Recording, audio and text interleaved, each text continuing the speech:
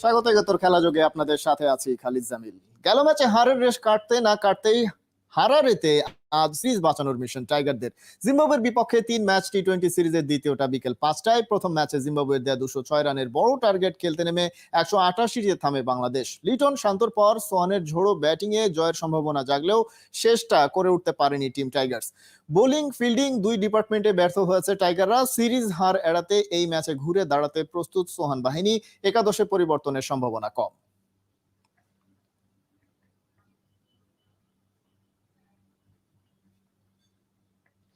জিম্বাবুয়ের বিপক্ষে এক ম্যাচ আগে সিরিজ হারবে নাকি দ্বিতীয় ম্যাচে ঘুরে দাঁড়াবে বাংলাদেশ? শনিবার প্রথম ম্যাচ শেষে বড্ড চাপে টাইগার টিম ম্যানেজমেন্ট, কারণ মাঠে এত ভুল ও সব শুধরানোর সময় যে হাতে নাই। রবিবারই হারারেতে একই সময়ে দ্বিতীয় টি-20 ম্যাচ শেষে দলের অবস্থা কেমন ছিল হারারে থেকে জানাচ্ছেন সাইফুল রূপক। ঠিক 1 বছর 4 দিন আগে এ মাঠে জিম্বাবুয়েকে বাংলাদেশ 194 রান চেস করে হারিয়েছিল, কারণ সেই ম্যাচে ওপেনিংয়ে 49 বলে 68 রান ইনিংস খেলেছিলেন সৌম্য সরকার। সেরকম একটা ইনিংসেই এই ম্যাচে মিস করেছে বাংলাদেশ।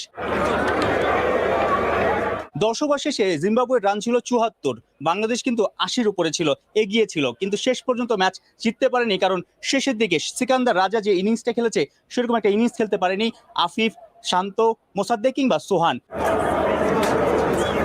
আমরা ম্যাচ শেষে দেখেছি যে শান্তকে নিয়ে লম্বা আলোচনা করেছেন খালেদ মাহমুদ সুজন এবং সাথে ছিলেন টিম অ্যানালিস্ট। টিম অ্যানালিস্টের কাজই হলো আসলে ব্যাটসম্যান কিভাবে খেলে, কোথায় খেললে দ্রুত রান আসে কিংবা গ্যাপটা কেমন থাকে, বোলারের এগেনস্টে কেমন স্ট্র্যাটেজি হতে হবে, সেইগুলোই কিন্তু শান্তকে বাতলে দিচ্ছেন। শান্তর সাথে একটা ডিসকাশন হচ্ছে। এই বিষয়গুলো অবশ্যই পজিটিভ। তবে বাংলাদেশ যে ম্যাচটা জিততে পারলো না, কেন জিততে পারলো না, সোহান শেষ পর্যন্ত লিডিং ফ্রম দ্য ফ্রন্ট হতে পারলো না কেন, সোহানের কাছে জানবো পোস্ট ম্যাচ প্রেস কনফারেন্সে। না, আসলে কোনো কিছু নিয়ে কারণ দেখতে যাচ্ছি না, কারণ আমার কাছে মনে হয় ব্যাটিং বোলিং ফিল্ডিং সব আমরাই যেটাই করি আমাদেরই ভালো করতে হবে। বাট আমরা যেটা বললেন যে লাস্ট 5-6 ওভার হয়তো আমরা আজকে ভালো বল করতে পারিনি, বাট আমার কাছে মনে হয় নেক্সট ম্যাচে ইমপ্রুভ করে জায়গাটা আরো ইমপ্রুভ হবে ইনশাআল্লাহ।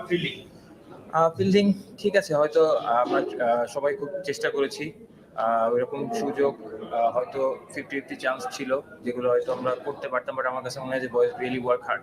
প্রথম ম্যাচ শুরুর আগে মাঠে আমরা দেখেছি লম্বা সময় ফিল্ডিং প্র্যাকটিস করেছে টিম বাংলাদেশ, অথচ ম্যাচে কিন্তু আমরা দেখেছি ভিন্ন চিত্র। সার্কেলে কিংবা বাউন্ডারি লাইনে অনেকগুলো মিস ফিল্ডিং, পাশাপাশি ক্যাচ মিসও করেছে বাংলাদেশ। আসলে আপ টু দ্য মার্ক ছিল না ফিল্ডিংয়ে, এমনকি বোলিংয়ে অনেকগুলো এক্সট্রা হয়েছে, ওয়াইড হয়েছে, শেষের দিকে অনেক লুজ বল হয়েছে। বিশেষ করে পেসাররা সবার ইকোনমি ছিল কিন্তু 10-এর উপরে। কয়েক ঘন্টা পরেই দ্বিতীয় ম্যাচ, ঘুরে দাঁড়ানো সম্ভব এই বাংলাদেশের? এই ম্যাচের ভিতরে অনেক পজিটিভ সাইড আছে, তো সেখান থেকে আমরা পজিটিভ সাইডগুলো নিব, এবং যেটা বললাম যে আমাদের কিছু জায়গা অবশ্যই ইমপ্রুভের জায়গা আছে, সেই জায়গাটা ইনশাল্লাহ আমরা ইমপ্রুভ করে নেক্সট ম্যাচ নামবো ইনশাল্লাহ। মাঝে বেড়ে দারুণ ইনিংস খেলেছেন, তবে সিকান্দার রাজা ম্যাচের পার্থক্য গড়ে দিয়েছেন। প্রায় 250 স্ট্রাইক রেটে যে ব্যাটিংটা করেছেন, সিকান্দার রাজার কাছে জানতে চেয়েছি নিয়মিত বাংলাদেশের ডিপিএল বিপিএল খেলায় কি এত সহজ হলো বাংলাদেশি বোলারদের পেটানো? Alhamdulillah, it is true that Alhamdulillah, Bangladesh has given me a lot of opportunities, and I'm forever grateful for those. But once you play a national team, it's skill versus skills. They have done analysis on me, and I've done analysis on them. So it all comes down to skill against skill. The more we play, the more we know about one another. So if I know about them more, they know about me. ছোট ফরম্যাটে সাফল্য নাই বললেই চলে। সবশেষ 13 টি-20তে মাত্র একটা জয় আফগানিস্তানের বিপক্ষে। 2 ম্যাচ বাকি এই সিরিজে। এক ম্যাচ আগেই কি সিরিজ হারবে বাংলাদেশ নাকি সমতা ফিরবে? Saiful Rupak, Ekattor, Harare, Zimbabwe. Zimbabwe Bangladesh টি-20 সিরিজ নিয়ে আলোচনা করতে আমাদের সাথে যুক্ত আছেন ক্রীড়া বিশ্লেষক অবসরপ্রাপ্ত মেজর ইমরোজ আহমেদ এবং জাফির ইয়াসিন চৌধুরী। ইমরোজ আহমেদ এবং জাফির, আপনাদের দুজনকে স্বাগত একাত্তর খেলা যোগে। এই মুহূর্তে আসলে সবচেয়ে বড় যে প্রশ্নটা সেটা হচ্ছে যে দ্বিতীয় ম্যাচে বাংলাদেশ ঘুরে দাঁড়াতে পারবে কিনা। প্রথম কথা হচ্ছে যে স্ট্র্যাটেজিতে কি ধরনের পরিবর্তন আসতে পারে বা আনা উচিত হবে। ইমরোজ আহমেদ, আপনার কাছে যদি আসি প্রথমে।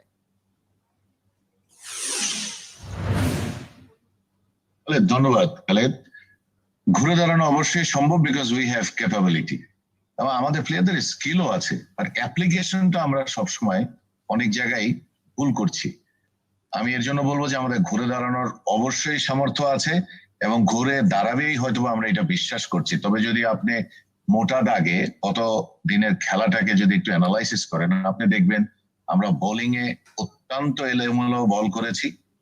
আমরা ফিল্ডিং এ আমার কাছে অনেক সময় মনে হচ্ছিল যে we were not fit to be in the field. অনেকেই দেখছিলাম নিজেকে মনে হয় ক্যারি করা বেশ টাফ ছিল, এবং সামটাইম এত স্লপি ফিল্ডিং করেছি যে কারণে অনেকগুলো অতিরিক্ত রানও আমরা দিয়েছি।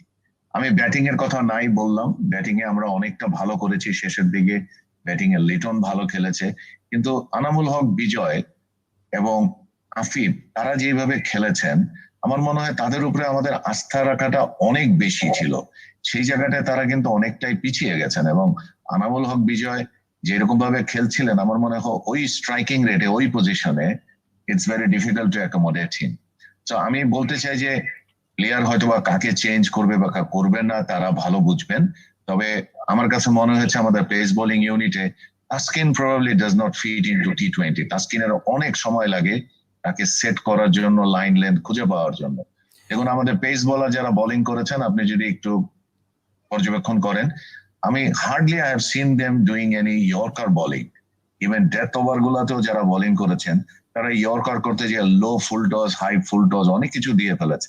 But compare to the Zimbabwean bowler, তাদেরকে যদি আপনি দেখেন দেখবেন যে জিম্বাবুয়ান বোলাররা তারা কিন্তু আউটসাইড দি অফ স্টাম্প তারা লোয়ার এইভাবে নিচে করে বল করছিলেন, yorker ball outside the off stump. আমাদের প্লেয়াররা শেষের দিকে খেলতে পারছিলেন না, তারা যদি আমাদের বোলারদের মতন একটু ভুল করেও বল করতো।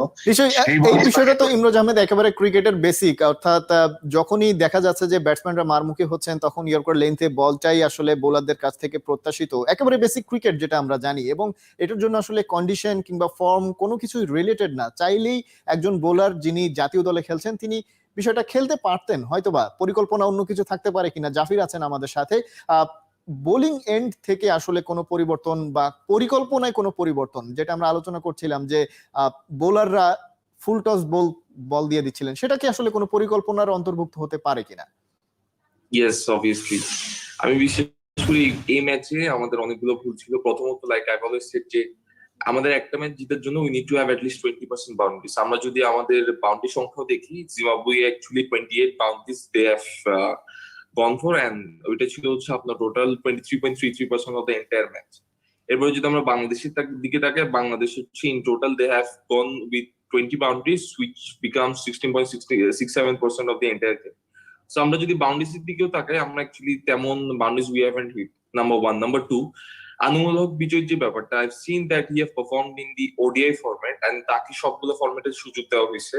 And more over to that, the performance we are expecting from him in T20, it's actually not what we should expect for because he's playing good in ODI and we are expecting him to আসলে তিনি ODI performance দিয়েই জাতীয় দলে এসেছেন, সেটা নিয়ে আমরা অনেক আলোচনা করেছি, কিন্তু সেই ওয়ানডেতে আসলে তার খেলা হয়নি। টি-20 এবং টেস্টে তাকে ট্রাই করা হয়েছে এবং তিনি খুব একটা সুবিধা করতে পারেননি।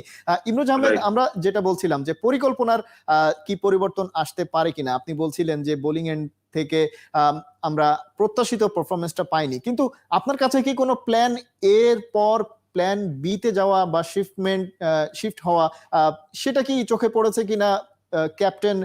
ক্যাপ্টেনের কাছ থেকে আমরা দেখেছি যে 150+ রান হয়ে যাচ্ছে, তারপরে বোঝা যাচ্ছে যে বোলাররা আসলে সুবিধা করতে পারছেন না, প্ল্যান এ থেকে চেঞ্জ হয়ে প্ল্যান বি তে অনেক সময় যায়, যদিও টি-20 তে সুযোগটা কম, কিন্তু এরকম কিছু কি আপনার চোখে পড়েছে কিনা? দেখুন আমার চোখে যেটা পড়েছে সেটা হচ্ছে আমরা প্রত্যেকটা বলার we were trying to give ball প্লেয়ারকে যেটা তারা হয়তোবা খেলবেন মিড উইকেট অথবা স্কোয়ার উইকেটস। এই দুইটা দিকের উইকেট সবচেয়ে লেন্দি ছিল, তারা মনে করছিলেন হয়তোবা যে ব্যাটসম্যানরা ওইখানে খেললে তারা হয়তোবা বাউন্ডারি সবগুলা করতে পারবেন না, ওভার বাউন্ডারি।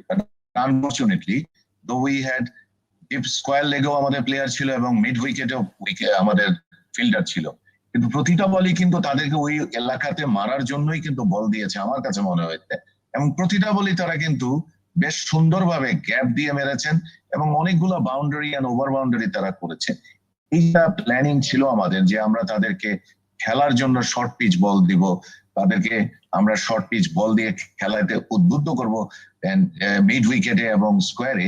এই জায়গাটায় আমার মনে হয় একটু পরিবর্তন আনা প্রয়োজন এবং এইখানে ফিল্ডিং সেটআপ গুলোতে একটু ঠিক করা দরকার, এবং that was the Fali with the pace bowler. এবং প্রত্যেকটা পেস বোলার দেখবেন 10-এর উপরে আমাদের ইকোনমি রাইট, এই কারণেই হয়েছে কারণ তারা স্বাচ্ছন্দ্যে খেলেছেন। আমরা ভুলে গেছিলাম যে এটা তাদের নিজস্ব হোম গ্রাউন্ড, এবং আমরা একটা জায়গায় হয়তো আরেকটাও ভুল করেছি, সেটা হচ্ছে আমরা বোধহয় ব্যাটসম্যানদেরকে একটু আন্ডার এস্টিমেট করে ফেলেছিলাম।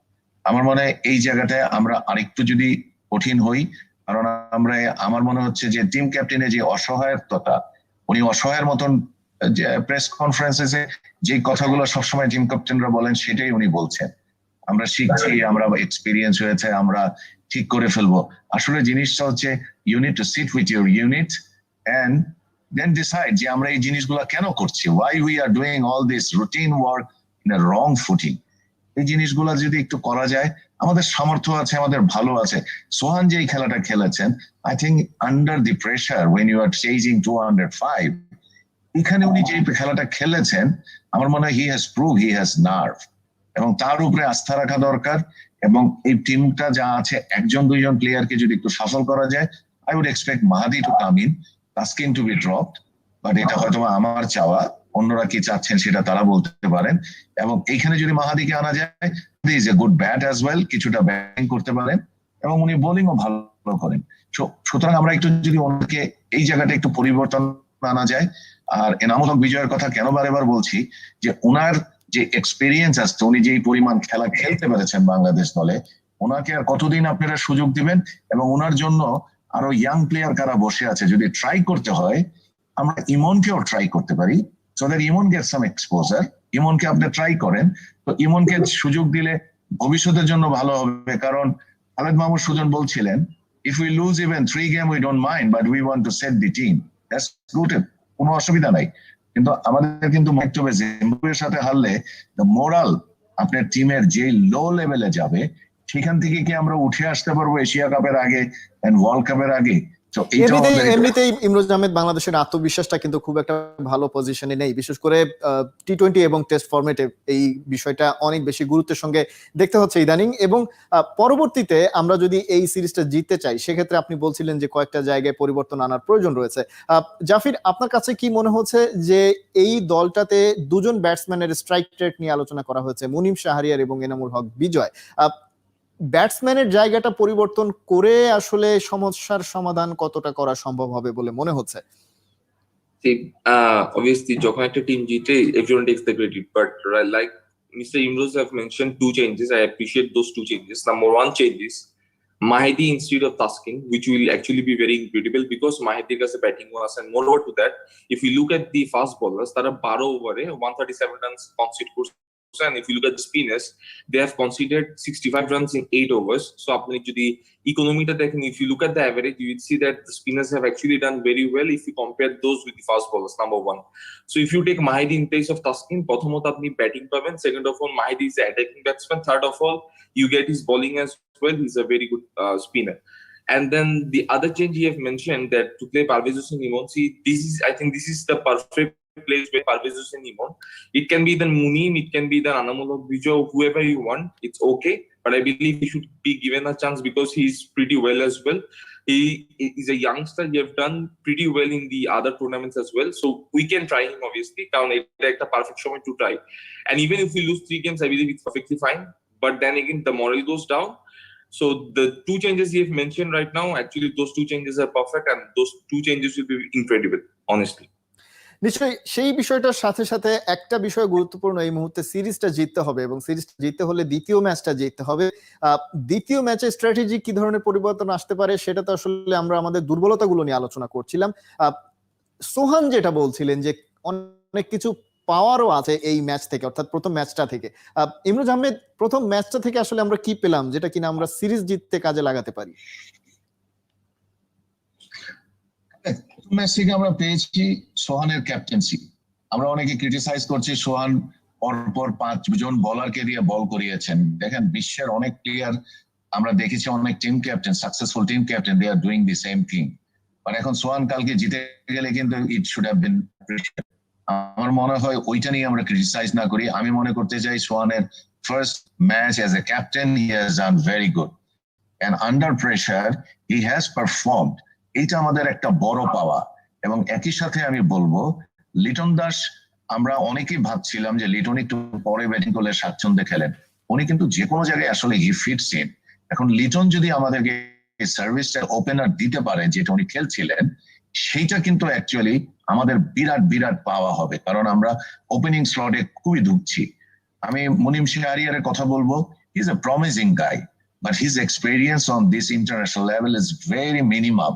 আমরা এখনই হতাশ হওয়ার কিছু নাই, তবে উনি স্বাচ্ছন্দ্যে খেলতে পারছেন না because it is international match.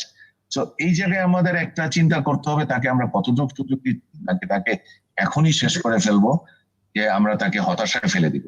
এই জিনিসগুলো নিয়ে একটু কাজ করতে হবে, এবং আমরা পেয়েছি ভালো জিনিস, সেটা হচ্ছে যেরকমটা কথা হচ্ছিল আমাদের যে স্পিনাররা were better than pace bowler, মানে আমাদের মুস্তাফিজ এবং শরীফুলের থেকে we expected much better bowling. কারণটা হচ্ছে যে তারা পারফর্মার, কিন্তু তারা যে কোনো কারণে তাদের বোলিং প্ল্যানিং এ দেয়ার ওয়াজ এ মিস্টেক, যেটা আমি আপনাকে বলেছি। আপনি একটু জাস্ট অ্যানালাইসিস করলে লাস্ট খেলায় আপনি দেখবেন সব বল তারা মারতে দিয়েছেন mostly over mid wicket and square of the leg. এই জায়গাগুলোতে আমার মনে হয় এই প্ল্যানটা চেঞ্জ করতে হবে। You have to do something yorker, you have to do something outside the off stump, এবং অফ স্টাম্পের কতটুকু উইকেট আপনি দিবেন। আমরা we are more concern on taking wicket rather than we were not concern on giving dot balls. আপনি wicket কিন্তু T20 তে automatically আসবে when you start giving dot ball, প্লেয়াররা হতাশায় থাকবেন, ওনারা খেলবেন, ওনারা আউট হবেন। কিন্তু আপনি যদি তাদেরকে স্বাচ্ছন্দ্যে খেলতে দেন, that is going to be a very, very disastrous, and we have faced it. Anything above 180 would be a very difficult target for us because we are not used to chase those down.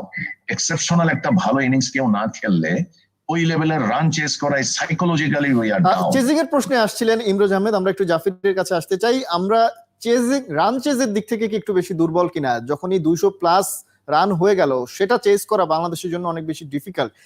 যে কোনো ফরম্যাটে run chase করার ক্ষেত্রে যে দুর্বলতাটা, সেটা কি টসের ক্ষেত্রেও একটা বড় ভূমিকা পালন করে কিনা? জাফর। ইয়েস, প্রথমত আমরা একটু রান চেস করতে গেলে we are obviously not that good প্রথমত, এন্ড দেন সেকেন্ডলি আমাদের যে boundary hitting ability it's not up to the mark.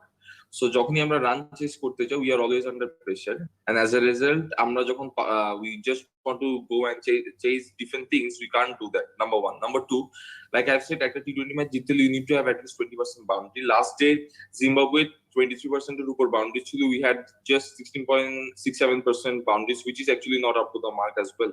So আমাদের বাউন্ডারি হিটিং যে ability it's actually very poor. So যখনই আমরা রান চেস করতে যাই, it becomes very hard on our side to go and chase those runs. That's number 1. Number 2, যখন you need to chase something around 200 or even 200+, even around 200, যে কোনো টিমের জন্য it doesn't matter which is the opponent, টি20তে 200+ যে কোনো টিমের জন্য বিশেষ করে চেস করাটা বেশ শক্ত, যেটা বড় দলই হোক না কেন। বাংলাদেশের ক্ষেত্রে আসলে রান চেস করাটাও একটা দুর্বলতা। সেটা সামনের ম্যাচগুলোতে কিভাবে এই চ্যালেঞ্জটা বাংলাদেশ দল নেয় সেটা দেখার বিষয়। আজকে ম্যাচ রয়েছে, কি হয় সেটা, সিরিজ জয় হয় কিনা নাকি হেরে যায় বাংলাদেশ, সেই বিষয়ে নিশ্চয়ই বাংলাদেশের শুভকামনা থাকবে, বাংলাদেশের জন্য আমাদের শুভকামনা থাকবে। জাফির এবং ইমরোজ আহমেদ, অনেক ধন্যবাদ আপনাকে আমাদের সঙ্গে যুক্ত হওয়ার জন্য। দর্শক, এতক্ষণ আমরা আলোচনা করছিলাম জিম্বাবুয়ে বাংলাদেশ টি20 সিরিজটা নিয়ে। চলছে খেলা যোগ, ফিরছি একটু পরে।